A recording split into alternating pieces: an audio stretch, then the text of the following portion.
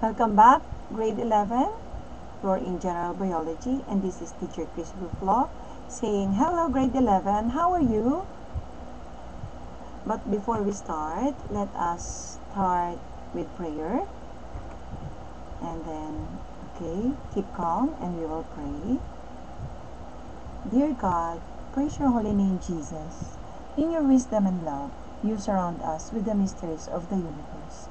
Even though situation is different and unique this time, I ask your spirit to be upon these students and fill them with your wisdom and blessings. Grant that they may devote themselves to their studies and grow ever closer to you, the source of all power. I also pray that your protection and guidance be upon them, the whole of their families, and the whole nation too. We offer unto you all our petitions.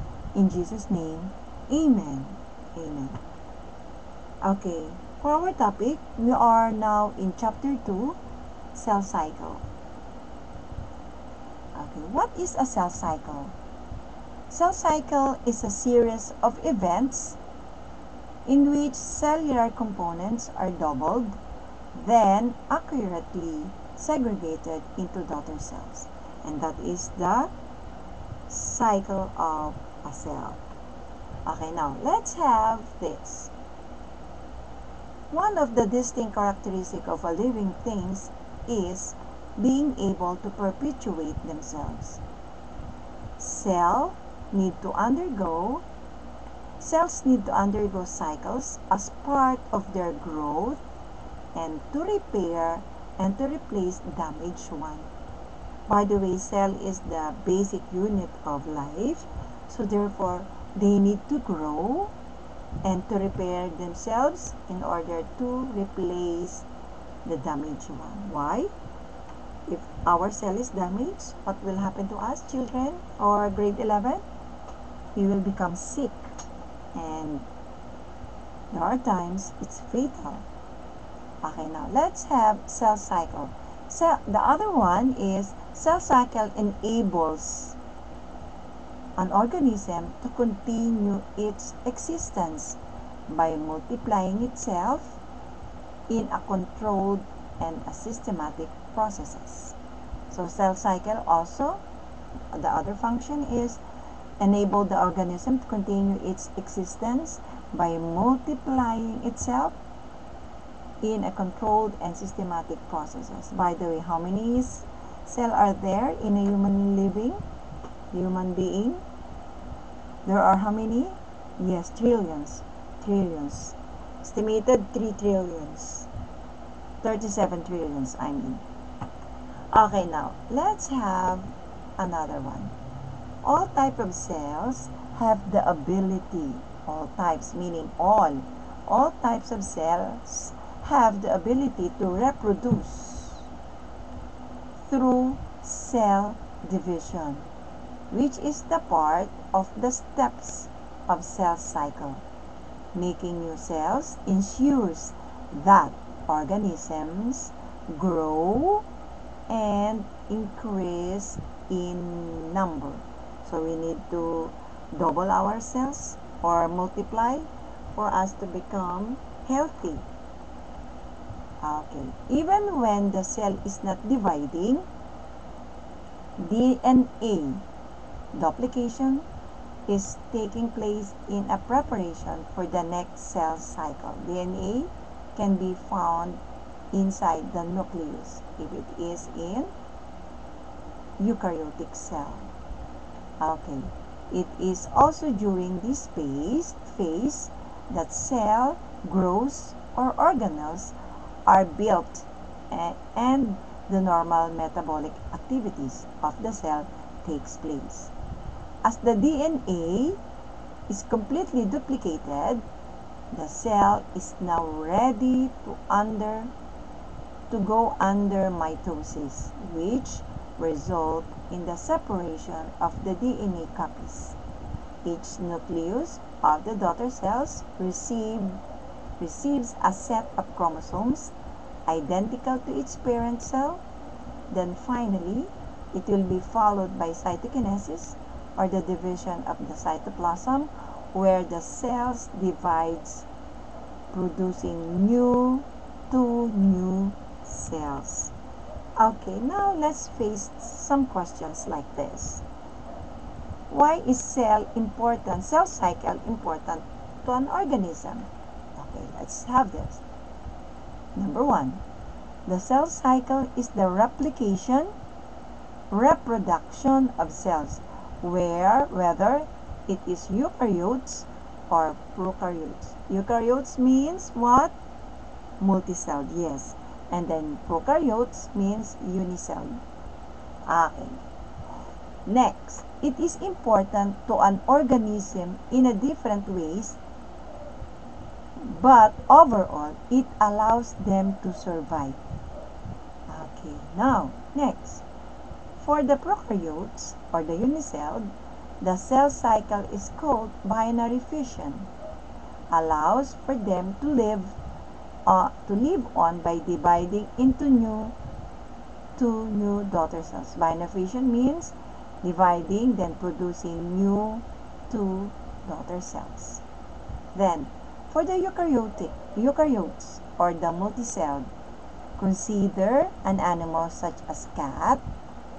If a cat were to have a severe injury, it would need the cell cycle to replicate cells to replace those were damaged in the injury, and hence need to cell cycle to heal itself. That's why there are times we call the cat has 9 lives, because of the cell cycle heal itself the injury of the cat. Then zygote, let's see this. Zygotes also depend on the cell cycle to form its many cells in order to produce a baby organism, or at the end of its process.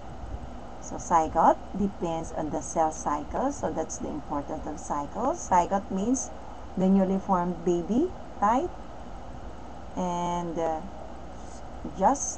in order to produce a baby organism at the end of its process. So that is the importance of cycle, another importance. Next, what is plant?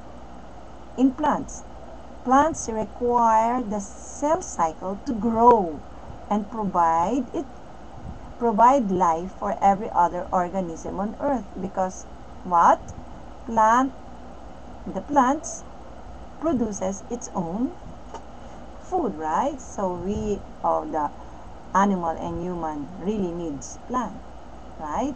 They need plants. Okay. Then, and therefore, the cell cycle is highly important to an organism, as if it were not present, or if it were to stop suddenly, life would completely end. Okay. Plants requires the cell cycle to grow to provide life for every other organism on earth. And so, we can see that plants is so important, both animals and man, right? Because we depend on plants, since plants can produce their own food, while animal and man can't. Okay, that's the importance of plants. Okay, now let's have the two types of cell division. We will study the first one, the two types of cell division, the mitosis and the meiosis. We will study first the mitosis. Ready? Okay, what do you mean by mitosis? Mitosis is a process where a single cell divides into two identical daughter cells. Or this one is called cell division. Mitosis is a process where a single cell divides into two identical daughter cells, which is called cell division, as you can see here in this one. During the mitosis, one cell divides once to form two identical cells. What's the importance of mitosis? Therefore, to form a cell divides into form two identical cells. for us to grow our cell and to multiply our cell, right? Okay, the major purpose of mitosis. What is the major purpose? For growth, and then number 2, to replace worn out cell or damaged cells. What is the 2 major purpose of mitosis? For growth of cells or to reproduce, and to replace worn out cell. We're talking about mitosis. Okay, now for the stages of mitosis, let's have the first stage, the G1. The G1 is the decision-making step when the cell divides, if it will start the cell cycle or rest or permanently exit the cell cycle to become differentiated cell or the G0 cell. Then, if the cell decides to pass through the G1 phase, then it will commit to undergo the S phase, and finish the remainder of the cell cycle. In G1, this is the decision maker. Okay, in this stage, they will decide if we'll start cell cycle or rest permanently. But most of the time, that is the time to go to the second part, or the S, or the synthesis phase. Wherein, in the synthesis phase, here, DNA replication occurs when the nucleus becomes larger and with twice the amount of the DNA. Then, the G2 space, going to the G2 phase, it's where further growth and final preparation for mitosis. Okay, if this is the decision making, in this case, the DNA replicates here, and then the G2 is the phase wherein for further growth and final preparation going to the mitosis. Now let's move on to the phases of mitosis or the stages of mitosis. Okay, now for the prophase. What happened to the prophase? This process separates the duplicate genetics. You can see it here later. Genetic materials carried into the nucleus of a parent cell into 2 identical cells. During prophase, the complex of DNA and protein contained the nucleus known as chromatin condenses. Next, let's go to metaphase. In metaphase, it is a stage wherein the cell cycle, where all the genetic materials is condensing into 2 chromosomes. These chromosomes then become visible. During this stage, the nucleus disappears and the chromosomes appears into cytoplasm of the cell. The metaphase continues the cell partition into 2 daughter cells. Okay, now let's go to anaphase. The anaphase is the 4th phase of mitosis, the process that separate the duplicated genetic material carried in the nucleus of the parent cell into identical cells. Then, separated chromosomes then pulled out the spindle to opposite poles of the cell. And then, for the telophase, here, this is the final phase of mitosis, the process that separates the duplicated genetic material carried in the nucleus of the parent cells into 2 identical daughter cells.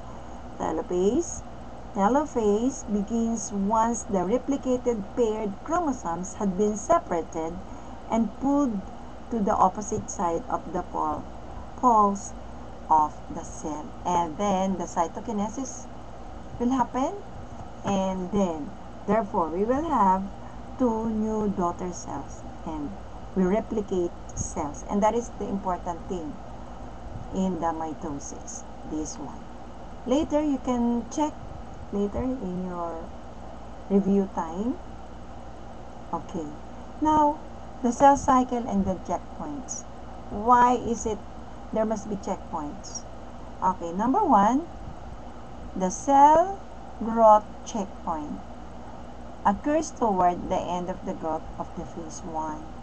Okay, check whether the cell is big enough and has made the proper proteins for the synthesis phase, or if not, the cell goes through the resting period or the G0 period until it's ready to divide.